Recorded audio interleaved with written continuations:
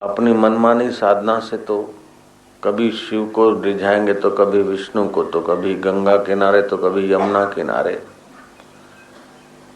कभी कन्याकुमारी तो कभी बद्रीनाथ।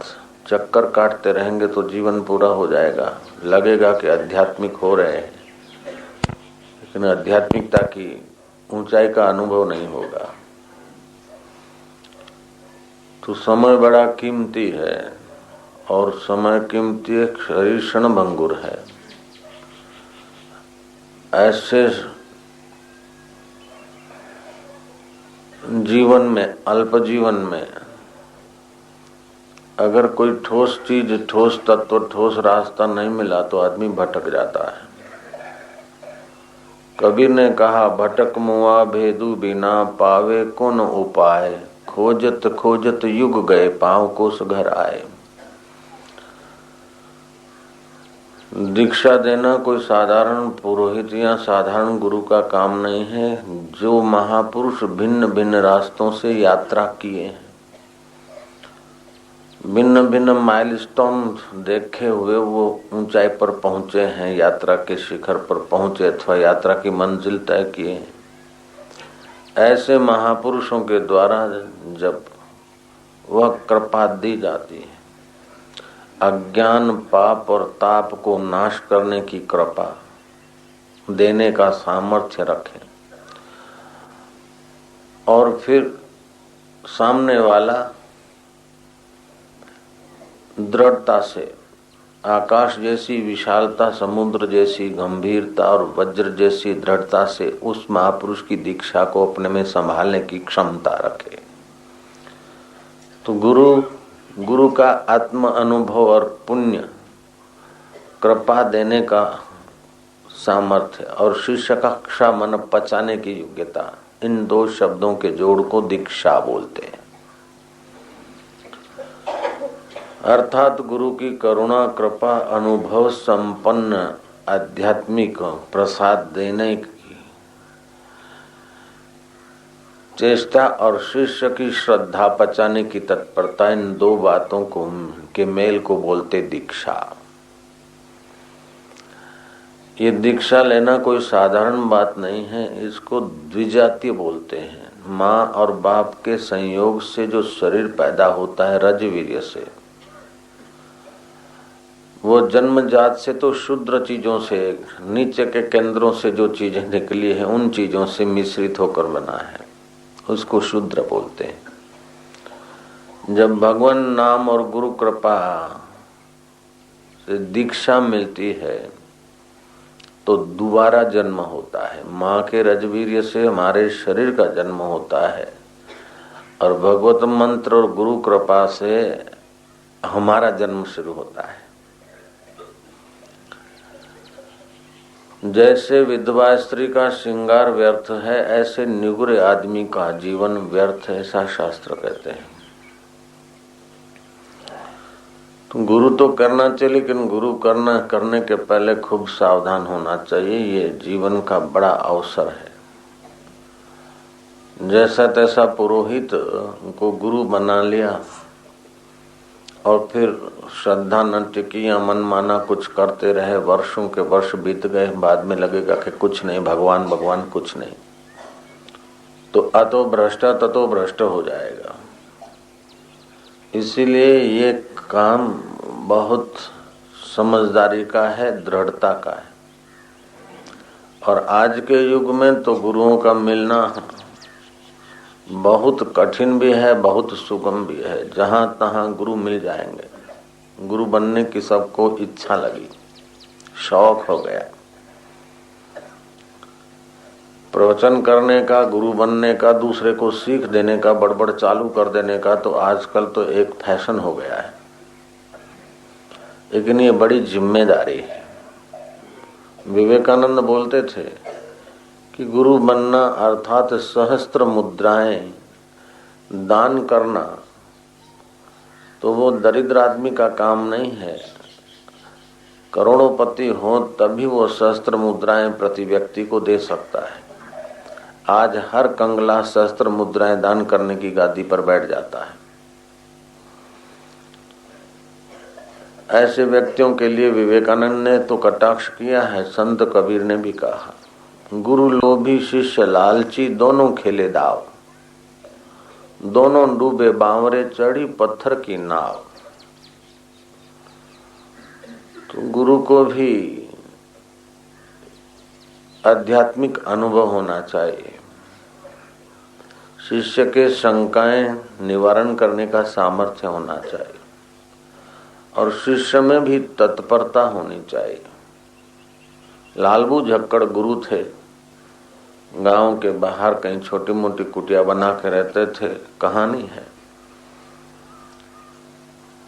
गांव जंगल के पास ही था।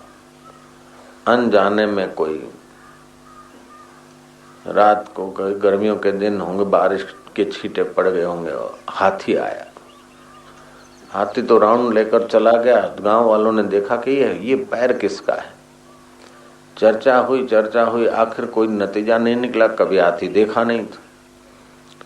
सोचा कि चलो गुरु महाराज को पूछे, गुरु महाराज ये आप आइए देखिए कि ये पैर किस जानवर के हैं। गुरु महाराज ने देखे, पैर तो बड़े हैं। गुरु महाराज जोरों से हंसे और फिर रोए। बोले, गुरुजी आप हंसे और रोए क्यों? बोले, हंसा इसलिए कि आखिर गुरु की जरूरत तो पड़ती है। हा हा हा। और रोया इसलिए कि मैं नहीं होता तो तुम्हारा क्या हाल होता। एक छोटी सी बात नहीं समझ सकते हो? जो बूझे लाल बू जक्कड़ और न बूझे कोई, पैर में चक्की बांध के कोई हिरणा आया होई। ये गोल गोल जो इतना पैर लग रहा है, तो पैर में वो चक्की बांध के कोई हिरणा आया होई। जो बूझे लाल बू झक्कड़ और न बूझे कोई, पैर में चक्की बांध के कोई हिरणा आया होई। हिरणा तो देखा था उसने, गुरु ने भी, चेलों ने भी देखा था, लेकिन पैर हिरणे के नहीं थे। तो पैरों में चक्की बांध दिया होगा। वो आटा पीसने की चक्की के होते ना, वो बांध के आया होगा। और क्या, वो अपनी ओर से तो बड़ा ज्ञान छांट रहा था, लेकिन उसका ज्ञान का दर्शन आप करो कैसा है। कभी कभार ऐसे बहुत लोग मिल जाते। एक इंजीनियर आया, बोले, बापूजी मैंने 12 साल से वो मंत्र दीक्षा लिया है, गुरु बनाया है, लेकिन कोई मैं कहता हूँ, अरे मैं क्या, किसको मंत्र गुरु बनाया? बोले, वो दिल्ली दरवाजे में कोई पाठी है, पाठ करते थे, ज्ञानी जी। मैं क्या, आजकल तो रसोई को महाराज बोलते हैं, जयराम जी की, भीख मंगे को भी महाराज बोलते हैं, और पोथी पढ़ने वाले को ज्ञानी जी बोल देते हैं। ब्रह्म ज्ञानी की बात अलग है, ज्ञानी जी अलग बात। तो कौन सा मंत्र है? वैसे तो गुरु मंत्र किसी को बताना नहीं चाहिए, लेकिन जब कोई सतगुरु मिलता है तो गुरु किया है, तो गुरु ने क्या दिया है तो बताना पड़ता है। तो उसने गुरु मंत्र बताया, तो यहाँ से तो रतलाम तक गाड़ी पहुंच जाए, उसको बोलते ये गुरु मंत्र। में क्या गुरु मंत्र नहीं है, तो पौड़ी पूरी दे दिया, तुम्हारे को कोई पाठ करा दिया। तो गुरु मंत्र में एक तो वैदिक मंत्र हो, ये जरूरी है। ऐसे तो कई अनाप शनाप मंत्र हैं, लेकिन वैदिक मंत्र हो। दूसरी बात, मंत्र शॉर्ट हो। तीसरी बात, हमारे अधिकार का हो। अच्छे से अच्छी दवाई दीजिए, अच्छे से अच्छी चीज केमिस्ट की दुकान पर, उस खाने से आपका रोग नहीं मिटेगा। आपके लिए जो रोग निवार करेगी वो आपके लिए अच्छी से अच्छी चीज है। दवाई के दुकान पे बहुत बढ़िया से महंगी जो दवाई हो, भैया दे दो मेरे को, तो उससे तो सत्यानाश हो जाएगी। उसमें बीच में केमिस्ट और मरीज के बीच में डॉक्टर चाहिए। जयराम जी ऐसे अच्छे में अच्छा मंत्र। कभी सुना किसी मंत्र की महिमा, कभी किसी साधना की महिमा सुना, कभी किसी की सुना, कभी कुछ करने लग गए, कभी कुछ करने लग गए। इससे आध्यात्मिक ऊंचाई का अनुभव नहीं होगा। एक गुरु तो गजब का काम करते थे। किसी को दीक्षा देते तो बोले, चलो मेरे साथ। पास में किसान ने 7 कुएं खोद रखे थे, कोई 10 हाथ, कोई 8 हाथ, कोई 9 हाथ, कोई 13 हाथ। 7 खोद रखे थे, 8वां खोदने की तैयारी थी। 7 में पानी नहीं, वो 8वां खोद रहा था। पूरा खेत खड्डे खड्डे कर डाला और पानी नहीं। गुरु ले जाता कि अगर ऐसा मूर्ख किसान बनना है, ऐसा मूर्ख साधक बनना है तो मेरे से दीक्षा मत लो। इसने देखो दृढ़ता नहीं, पानी निकलेगा कि नहीं निकलेगा, 8 हाथ खोदा नहीं निकला, दूसरी जगह 9 हाथ खोदा, कहीं 13 हाथ खोदा तो कहीं 11 हाथ खोदा, खोद खोद के पूरा खेत खड्डे बना दिया और पानी का चुल्लू भर भी नहीं। और बोलता मैं पुरुषार्थ करता हूं, तो पुरुषार्थ में भी यथा योग्य मेहनत और बुद्धि चाहिए। एक धूप घुमाने में भी अकल चाहिए भाई, जयराम जी की, नहीं तो मेहनत अपनी भी जाती है और लोगों को डिस्टर्ब हो जाता है। आटा गूंदने में भी अकल चाहिए। तो गुरु दीक्षा देना कोई ऐसे मूर्खों का काम नहीं। कन्या मन्या कुर्र, तुम हमारे चेले हम तुम्हारे गुर्र, दक्षिणा धर, तू चाहे तर चाहे मर। हमारे गुरुजी बोलते थे कि आजकल गोपो विजी टोपो किसकी बैठो गादी थे, गोपा टोपा डाल के गुरु पढ़ने का गादी पे बैठ गया के बाद हम भी गुरु। और कुछ लोग तो केवल पगारदार हैं जो धर्म का प्रचार करने को देश परदेश से आ जाते, तो पगारदार गुरु नहीं हो सकता है। जयराम जी की पगारदार सतगुरु नहीं हो सकता, पगारदार मास्टर हो सकता है, शिक्षक हो सकता है, लेकिन सतगुरु तो पगारदार सतगुरु नहीं हो सकता है। सतगुरु उसे कहा जाता है जिसे रिद्धि सिद्धियां और भगवान की सृष्टि के प्रलोभन है उसको भी ठुकराने का सामर्थ्य हो। यहाँ तक कि ही शास्त्र विरुद्ध बात अगर कभी भगवान भी कह दे तो भगवान का त्याग करने का भी सामर्थ्य उसे सतगुरु कहा जाता है।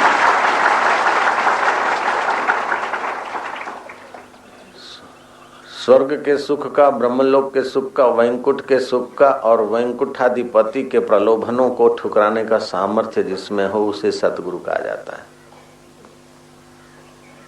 तुर्क दुनिया, तुर्क उकबा, तुर्क मौला, तुर्क तुर्क, लोग क्या कहेंगे, इस लोक लज्जा में मरा रहेगा तो साधन में आगे पहुंचेगा ही नहीं। जो लोक लज्जा छोड़कर भगवान के रास्ते चल पड़ा है, बुद्ध की नाई, महावीर की नाई, कबीर की नाई, नानक की नाई, तुर्क दुनिया की परवाह नहीं किया। तुर्क उकबा, स्वर्ग आदि के प्रलोभन आए, उस उकबा को भी, स्वर्ग को भी ठुकरा दिया, प्रलोभनों को भी। तुर्क मौला, लोग क्या कहेंगे, भगवान क्या कहेगा, मौला ये ले लो वो ले लो, नहीं, तुर्क कर दिया। और फिर तुर्क का मन त्याग का भी त्याग कर दिया, मैं त्यागी हूं ऐसा मन में भी नहीं रहा, उसे सत्य की प्राप्ति होती है, उसे सद्गुरु बोलते हैं। तो सद्गुरु मेरा सूरमा करे शब्द की चोट, मारे गोला प्रेम का हरे भरम की कोट। ये जो भरम है कि मैं देह हूं, जगत सच्चा है, भगवान कहीं पर बैठा, ये भरम है। जैसे आकाश सर्वत्र है ऐसे चिदाकाश परमात्मा सर्वत्र है, लेकिन वृत्ति स्थूल होने के कारण उस परमेश्वर का अनुभव नहीं होता है। जैसे बारात जाने से वो घड़ियाल की खटखट नहीं सुनाई पड़ती, ऐसे ही बहिर्मुख इंद्रियों और विषयों के तरफ वृत्ति होने से उस सत्यचित आनंद सुख स्वरूप परमेश्वर का अनुभव नहीं होता है। दूसरा, अपने को कुछ मान बैठे हैं, उस गलती से भी अनुभव नहीं होता। तीसरा, हम अनुभव के योग्य नहीं हैं, इस बेवकूफी से भी अनुभव नहीं होता। और चौथा, तुच्छ चीजों को महत्व देते हैं और उतना उस परम तत्व को महत्व नहीं देते, इसलिए भी अनुभव नहीं होता। और पांचवा बड़ा है कि अनुभव कराने वाले गुरु नहीं मिलते, साधारण पुरोहित को पकड़ लिया तब भी अनुभव नहीं होता। गुरु में सामर्थ्य चाहिए, वो मुझ में है। मुझे अपने आत्मा का प्रत्यक्ष हस्ता मलकवत, जैसे हाथ में आंवला है तो किसी से पूछने थोड़े जाना है कि आंवला मेरे हाथ में कि नहीं है। मुझे हस्त मलकवत परमात्मा तत्व का अनुभव है। ऐसा मेरा शिष्य कोई नहीं जिसको मैंने आनंदित न किया हो। मैं समर्थ गुरु हूं और तुम भी सतपात्र शिष्य हो। संयम, सदाचार, तत्परता, गुरु भक्ति, ये सद्गुण शिष्य में चाहिए। संयम, सदाचार, तत्परता, गुरु भक्ति, ये शिष्य में सद्गुण चाहिए। और श्रोत्रिय, ब्रह्मनिष्ठ, करुणा और अहेतु की कृपा बरसाने का भाव गुरु में होना चाहिए। शिष्य को कहीं बुरा न लग जाए, कहीं नाराज न हो जाए, कहीं भाग न जाए, कहीं चला न जाए, उस भय से अगर गुरु जी शिष्य की रक्षा करते हैं तो या तो शिष्य महामूर्ख है या तो गुरु लोभी है। जयराम जी की शिष्य महामूर्ख होगा तो उसको नहीं डांटेंगे, जरा डांटेंगे तो भाग जाएगा, लेकिन अर्धमूर्ख होगा तो उसको डांटने में गुरु घबराएगा नहीं। महामूर्ख होगा तो बोले देखो गुरुजी ने अपमान कर दिया, इंसल्ट कर दिया, ऐसे कोई गुरु होते तो भाग जाएगा। तभी भी गुरु नहीं डांटते उसको, और एकदम बुद्धिमान है तभी भी नहीं डांटते। अर्धमूर्ख तो होगा ही, तभी तो शिष्य बना है। अगर पूरा होता तो शिष्य क्यों बनता। जयराम जी की। और अर्धमूर्ख को अर्धमूर्ख रहने दे तो गुरु का कर्तव्य क्या फिर। तो पत्थर को भगवान बनाना आसान है, क्योंकि वो इस पत्थर शिल्पी का विरोध नहीं करेगा। लेकिन इस जीव को, इस 2 हाथ पैर वाले शरीर को मैं मानने वाले पुतले को ब्रह्म बनाना बड़ा कठिन। पहले तो उसकी श्रद्धा नहीं होगी, और श्रद्धा होगी तो ऊपर ऊपर से थोड़ा फायदा उठा के चलो, गुरु जी को मन से ही मान लिए, क्योंकि प्रैक्टिकली मानेंगे तो जिम्मेदारी आ जाती। मन से ही मान के गाड़ी चलाऊंगा, और फिर कभी भाग्य जोर करेगा तो गुरु को ऑफिशियली मानना शुरू करेगा, दीक्षित होगा।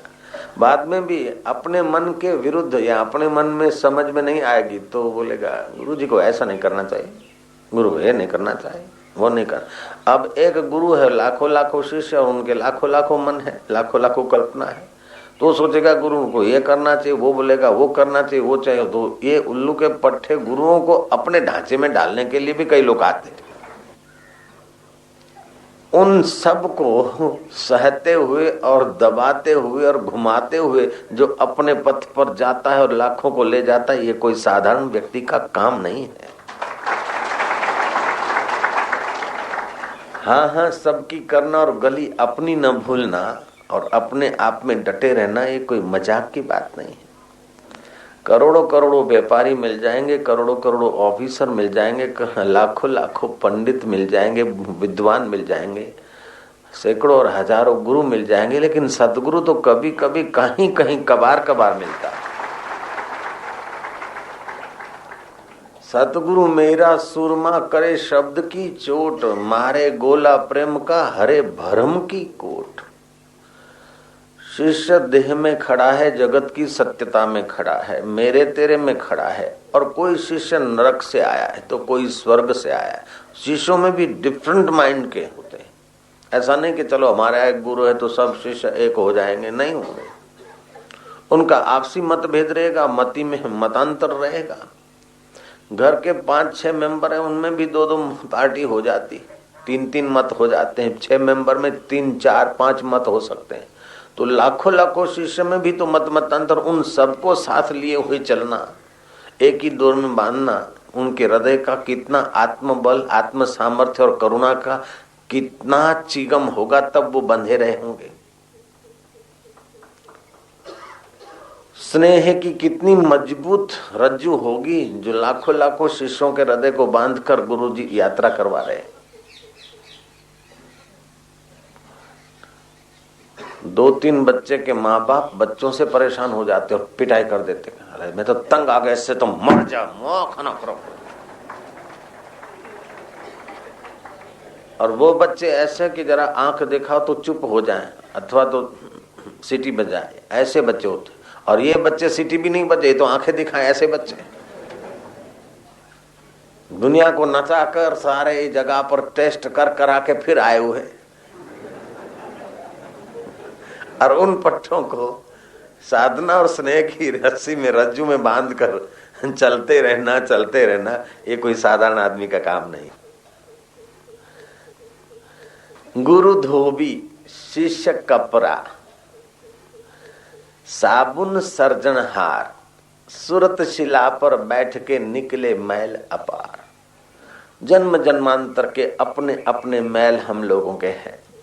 किसी का सेक्सुअल मैल है तो किसी का धन के आकर्षण का मैल है, तो किसी को प्रसिद्धि का मैल है, तो किसी को कुछ मैल है, तो किसी को बहु बेटियां ठीक कराने का वासना है, तो किसी को कुछ ठीक करने का। न जाने एक एक व्यक्ति के अंदर क्या क्या डिमांड है और क्या क्या मान्यताएं है। और ऐसे एक दो व्यक्ति नहीं, एक दो सौ नहीं, एक दो हजार नहीं, लाखों लाखों लोग। और फिर भी वो लोग उस गुरु में श्रद्धा बनाए रखे तो उस गुरु की कितनी जिम्मेदारी और गुरु की कितनी ही विशालता हृदय की होगी और कितनी पहुंच होगी, कितना स्नेह से हृदय भरा होगा। गुरु के हृदय का स्नेह और करुणा न हो तो एक भी शिष्य टिक नहीं सकता, क्योंकि शिष्य अपने जीवन में जीता है। शिष्य को जो दिखता है गुरु को उससे बिल्कुल निराला दिखता है।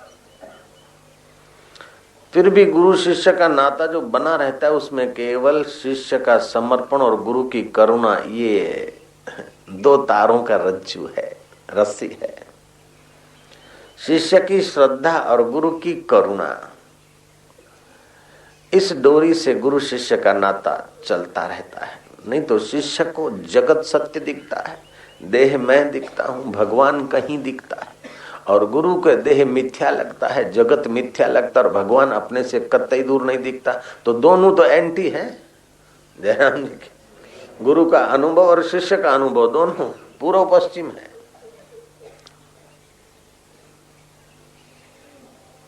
अर्जुन अपनी अपनी अकल होशियारी मार रहा है कृष्ण के आगे। कृष्ण बोलते हैं बातें तो पंडितों जैसी करता, लेकिन रो रहा है इधर मूर्ख होके। तो कभी कभी शिष्य इतनी पंडिताई मारेगा अपने मन में, अब कह नहीं सकेगा चलो कोई बात नहीं तो गुरु है, लेकिन होना ऐसा चाहिए। गुरु को क्या पता, मैं टेक्नीशियन को लेकर आऊंगा तब गुरु जी को बताऊंगा कि गुरु जी ये इसका ये काम होता है। और गुरु जी बोलेगा अच्छा अच्छा भाई हम तो नहीं जानते इसमें, ठीक है ये करो वो करो। अंदर से समझेगा कि अच्छा शिष्य जी तू अपना टेक्नीशियन ला वो ला वो ला, लेकिन गुरु की जो सहज संकेत की वाणी उसकी तूने कीमत नहीं की। अभी तू बच्चा है, अभी तेरे को छोटा साधन देंगे। ज्यों ज्यों वो शिष्य भीतर से समर्पित होता जाएगा त्यों त्यों गुरु कृपा विशेष रूप से उसके हृदय का पोजीशन लेती जाएगी। गुरु कृपा ऐसी खतरनाक है कि शिष्य को मार भगाती है। महाराज जयराम जी की शिष्य को मार भगाती कि हाँ, जैसे बारिश के दिन हो, आप घर में सोए और कोई आ गया आदमी, अरे भाई दरवाजा खोलिए बारिश है हम भीग रहे हैं। आपका एक कमरा है, आपने खोल दिया, वो आदमी खड़ा है, धीरे से बैठ गया, चलो भाई। फिर तो उसने पैर पसारे। हम बोले ये क्या करते हो? बोले क्या क्या करते? तकिया लाओ आराम करना है। फिर थोड़ी देर हुई, बोले तुम चले जाओ ये घर मेरा है। तो जैसे तैसे घर थोड़े दोगे, उस आदमी में भी कुछ कला होगी, कुछ दम होगा, तभी तो आप अपना घर छोड़कर बाहर निकलोगे, उसको दे दोगे। ऐसे ही गुरु दीक्षा अथवा हरिओम हरिओम करते गुरुदेव की कृपा तुम्हारे द्वार पे आती। कैसे भी करके तुम थोड़ा सा हृदय का द्वार खोल देते हो और गुरु कृपा वहां आकर कोने में बैठती है, धीरे धीरे अपने पैर पसारती जाएगी, पैर पसारती जाएगी। अब तुम्हारे अहम को कान से पकड़ के बाहर निकाल देगी, बोले अब ये घर में। ये कोई साधारण काम थोड़े है भाई। तुम्हारा जन्मों जन्मों का घर है, पुराना घर, एक किराएदार नहीं निकलता है तो हाउस मालिक को निकालना कोई मजाक की बात है। जब मैं था तो तू नहीं, अब तू है तो मैं नहीं। अब मैं भी रहूं तू भी रहे, ये झंझटबाजी नहीं चलती वहां। इश्क करना जहां बचाना, ये भी कोई हो सकता है। बोले बापू रात को गहरी नींद आ गई थी, लेकिन 4 बार हार्ट अटैक भी था, और गहरी नींद भी थी और हार्ट अटैक भी था। असंभव है, हार्ट अटैक और गहरी नींद एक साथ नहीं रह सकती।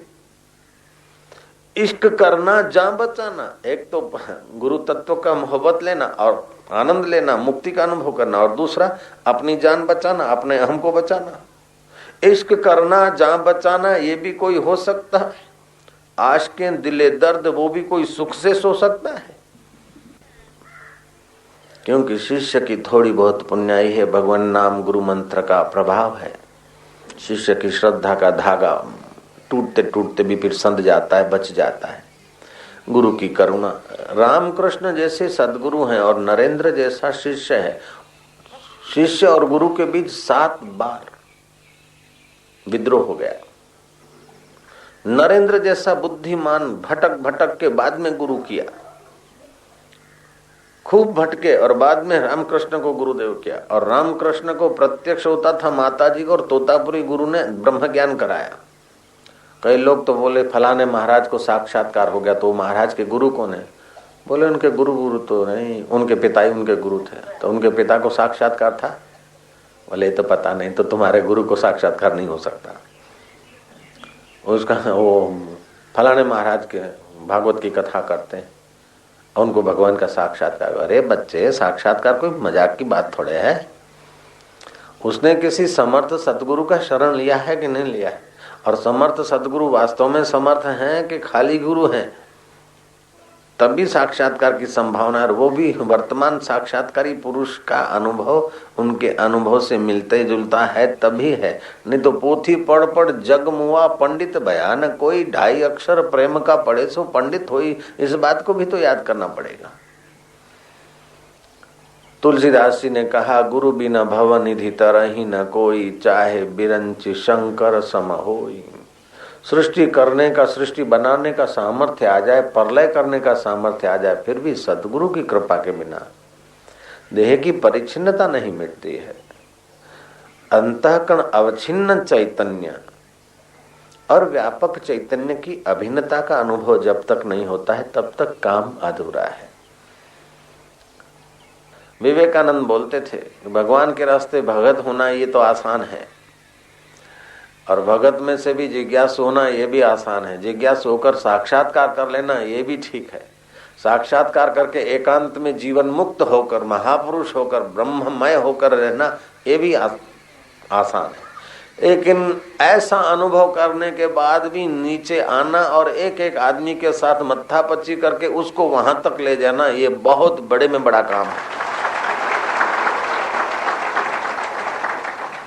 इसमें कई खतरे हैं। अपना ब्रह्मानंद छूट जाए, अपनी लोक वासना जग जाए, अपना वाहवाही का चस्का लग जाए, कच्ची पक्की साधना है तो फिर अपने को उसी अरट में घूमने का दुर्भाग्य आ जाए। ये सारे खतरे होते हुए भी कई लोग तो ऐसे, बुद्ध को जब साक्षात्कार हुआ तो बुद्ध चुप हो गए। अब क्या बोलना, जो सत्य है वो सत्य है, सत्य तो वाणी का विषय नहीं है। और जो बोलेंगे तो माया का सहारा लेके बोलना पड़ेगा। माया छोड़ दी, अब माया का सहारा लेकर क्या बोलना। बुद्ध चुप रहे। कहानी कहती है कि देवता लोग आए, मत्था टेका, तुम्हें जो मिला है वो संसार को बांटो। बुद्ध बोलते हैं, मुझे जो मिला है वो वाणी में नहीं आ सकता। जो अधिकारी हैं वो तो मेरे में श्रद्धा रखकर मेरे सामने चुपचाप बैठेंगे तो भी समझ जाएंगे, और जो अधिकारी नहीं है उनके लिए मैं बोलूंगा तो जो अनुभव है वो तो बोलने में नहीं आएगा, उसको छूकर ही तो आएगा। माया ही बोलूंगा। तो जो अधिकारी हैं उनको तो उपदेश की जरूरत नहीं है, जो अनधिकारी हैं उनको उपदेश क्या फायदा करेगा। देवता लाजवाब हो गए। फिर शांति से देवताओं ने युक्ति खोजी। बोले जो अधिकारी हैं वो तो आपके निकट बैठते ही आपके वाइब्रेशनों से, आपकी कृपा से उन्नत होंगे, और जो अनअधिकारी हैं उनको असर नहीं होगी। लेकिन कुछ ऐसे भी लोग हैं जो अनधिकारी भी नहीं है, अधिकारी भी नहीं है, एकदम गिरे हुए भी नहीं और एकदम चुप होकर पचा लें ऐसे भी नहीं। उन लोगों के लिए बोलने की कृपा करो ना, जो आपके मौन को झेल नहीं सकते और आप बोले तो वैसे के वैसे नहीं रह सकते। ऐसे लोगों के लिए बोलने की कृपा करो, वो बदले। बुद्ध इस बात पर राजी हो गए। फिर जीवन भर बोलते रहे, अंतिम श्वास तक बोलते रहे। मेरे गुरुदेव अंतिम श्वास तक बोलते रहे। ये उनकी करुणा कृपा है, नहीं तो क्या लेना। कई ऐसे महापुरुष होते, समझ में आ गया सत्य, अब क्या बोलना, उसी में रहो।